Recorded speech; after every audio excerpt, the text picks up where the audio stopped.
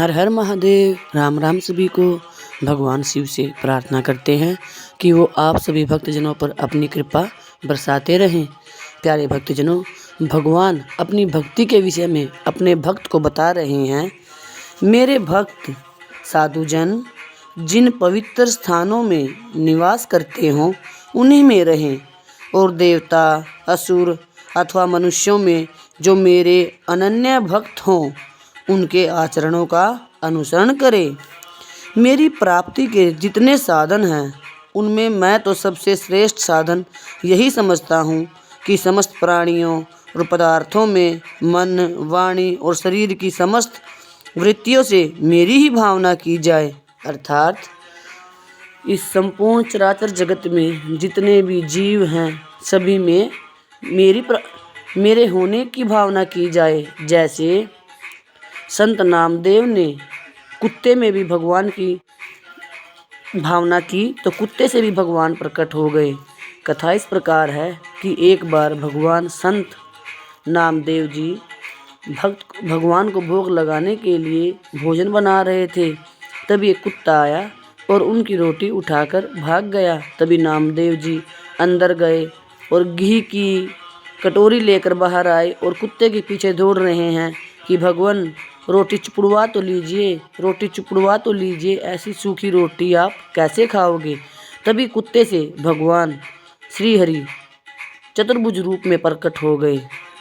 भगवान यही कह रहे हैं कि जिसमें जैसे तुम मेरी भावना करोगे उसमें वैसी ही मेरी मूर्त पाओगे।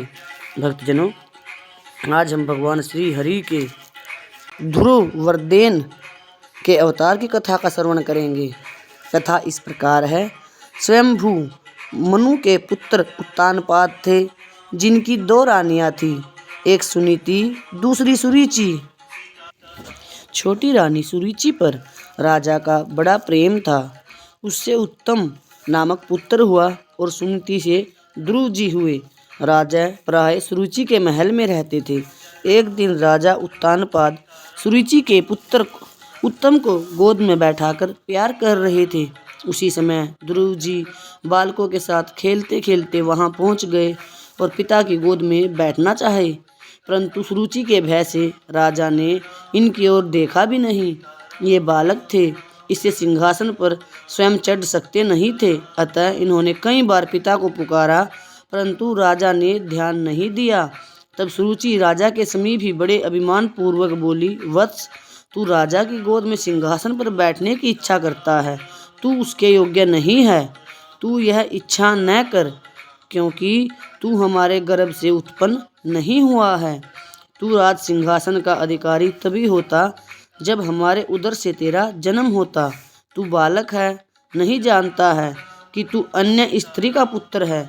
जा पहले तप के द्वारा भगवान को संतुष्ट कर उनसे वर मांग कि मेरा जन्म सुरुचि से हो, तब हमारा पुत्र होकर राजा के आसन का अधिकारी हो सकता है। अभी तेरा या तेरी माँ का इतना पुण्य नहीं है।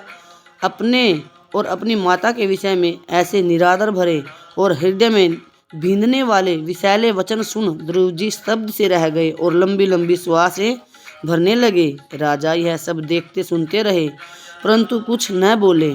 बालक ध्रुव चीख मारकर रोते, उद्रव सांस लेते और ओठ फड़फड़ाते हुए अपनी माँ के पास गए।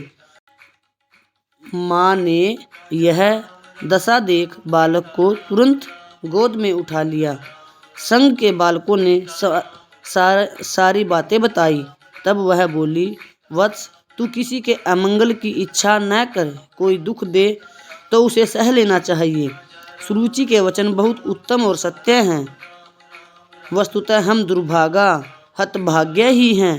ध्रुव ने पूछा, माँ, मैं और उत्तम दोनों समान रूप से राजकुमार हैं, तब उत्तम क्यों उत्तम है और क्यों मैं अधम हूँ? राज सिंहासन क्यों उत्तम के योग्य है और क्यों मेरे योग्य नहीं है?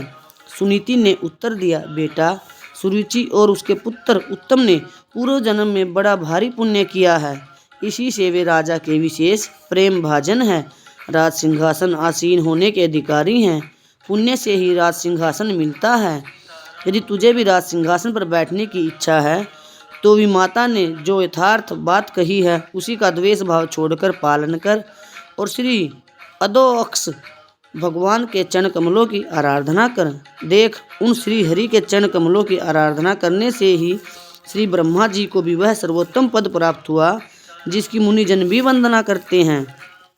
माता के ऐसे मोह का नाश करने वाले वचन सुन बालक ध्रुव यही निश्चय कर और माता को प्रणाम कर आशीर्वाद लेकर चल दिए।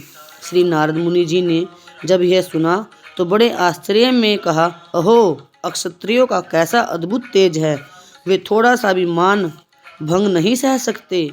5 वर्ष का बालक इसको भी सौतेली माँ का कटु वचन नहीं भूलता। पहले तो श्री नारद जी ने उन्हें आकर समझाया बुझाया कि घर लौट चलो, हम तुम्हें आधा राज्य दिला देंगे। भगवान की आराधना क्या खेल है, योगी मुनि से भी पार नहीं लगता। उसने ध्रुव जी की परीक्षा लेने के लिए ऐसे ऐसे अनेक वचन कहे। ध्रुव जी ने उत्तर दिया, मैं घोर अक्षत्रिय स्वभाव के वश में हूँ। सुरुचि के वचन रूपी बाणों से मेरे हृदय में छेद हो गए हैं। आपके वचन इसी से उसमें नहीं ठहरते हैं। आपने कृपा करके दर्शन दिया तो अब ऐसी कृपा करिए कि मैं शीघ्र ही श्री हरि को संतुष्ट कर वह पद प्राप्त कर लूँ जो त्रिलोकी में सबसे श्रेष्ठ है तथा जिस पर मेरे बाप दादे और दूसरे कोई भी आरूढ़ नहीं हो सके हैं। देव ऋषि ने कृपा करके द्वादश अक्षर मंत्र ओम नमो भगवते वासुदेवाय का उपदेश ध्रुव जी को दिया और मधुवन में जाकर आराधना करने का आदेश दिया। भक्त ध्रुव ने मधुवन में पहुंचकर आराधना आरंभ कर दी। आराधना काल में ध्रुव ने शरीर के निर्वाह के लिए 3-3 रात्रि के अंतर से केवल कैथा और बेर खाकर 1 मास व्यतीत किया। दूसरे महीने में 6-6 दिन के अंतर से सूखे पत्ते और घास खाकर भगवत भजन किया। तीसरे में 9-9 दिन केवल जल पीकर आराधना करते रहे। चौथे महीने में 12-12 दिन के अंतर केवल वायु पीकर भगवत ध्यान करते रहे। 5वें महीने में तो उन्होंने श्वास लेना भी बंद कर दिया। भगवान की अतिशय प्रबल माया ने इसी बीच अनेक विघ्न किए, परंतु ध्रुव की ध्रुव निष्ठा के सामने उसे पराजित ही होना पड़ा। भक्त ध्रुव के तप से तप देवताओं ने भगवान श्री हरि से पुकार की। भगवान तो ऐसे महाभागवत का दर्शन करने के लिए लालित ही रहते हैं। वे गरुड़ पर चढ़कर मधुवन में आए। प्रभु का दर्शन पाकर बालक ध्रुव को परम आनंद हुआ। वह प्रेम से अधीर हो उठा और उसने पृथ्वी पर दंड के समान पड़कर उन्हें प्रणाम किया। हाथ जोड़े हुए, सिर झुकाए हुए, विनय पूर्वक बालक ध्रुव प्रभु के सामने खड़े होकर स्तुति करना चाहकर भी नहीं कर पाते थे। सर्वांतर्यामी श्री हरि ने कृपा करके अपने वेदमय शंख को उनके कपोल से छुआ दिया। ध्रुव को तत्काल दिव्य वाणी प्राप्त हो गई और वे भगवान की स्तुति करने लगे। इस प्रकार भगवान ने ध्रुव को वर देने के लिए श्री हरि अवतार लिया।